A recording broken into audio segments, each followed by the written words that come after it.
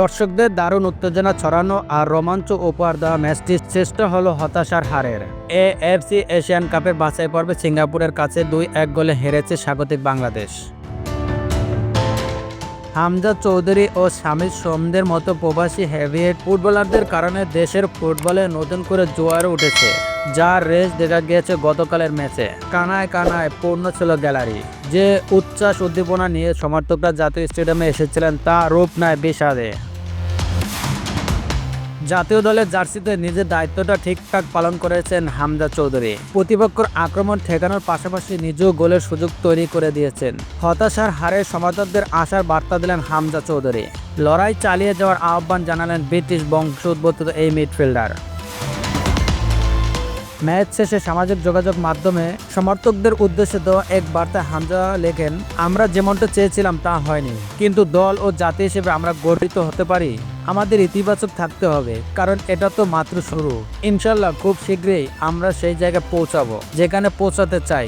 ভালোবাসা ও সমর্থনের জন্য হৃদয়ের অন্তঃস্থল থেকে ধন্যবাদ। দেখা হবে অক্টোবরে। সিঙ্গাপুরের কাছে হারের পরেও এএফসি বাছাই পর্বে গ্রুপ সিতে তৃতীয় স্থানে আছে বাংলাদেশ। হংকংয়ের কাছে 1-0 গোলে হারের পর ভারত চলে গিয়েছে গ্রুপের তলানিতে। 1 গোল করার সুবাদে বাংলাদেশ গোল ব্যবধানে ও পয়েন্ট সমান থাকলেও গ্রুপে ভারতের উপরে আছে। গ্রুপ সিতে এখনও বাকি আছে 4 ম্যাচ। বাংলাদেশের পরে মিশন হংকং। তবে 4 ম্যাচ বাকি থাকলেও নিজেদের কর্মপরিকল্পনা সাজাতে এখন থেকেই সমীকরণ চোখ রাখতে হবে বাংলাদেশের ফুটবলকে।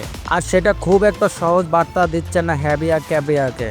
বাংলাদেশ দলের স্প্যানিশ কোচের জন্য সামনের দিনগুলো বেশ বড় একটা পরীক্ষা দিতে হচ্ছে, সেটা নিশ্চিত। 2027 এএফসি বাছাই পর্বের ম্যাচে এই মুহূর্তে সব দলের বাকি আছে 4টি করে ম্যাচ। গ্রুপের শীর্ষে থাকা দলেই এখান থেকে এএফসি কাপে যাবে। আপাতত সেই অবস্থান দখলে রেখেছে সিঙ্গাপুর। পূর্ব এশিয়ার দেশটি যদি বাকি সব ম্যাচেই জিতে তবে তাদের পয়েন্ট হবে 16। হংকংয়ের ক্ষেত্রে একই কথা প্রযোজ্য।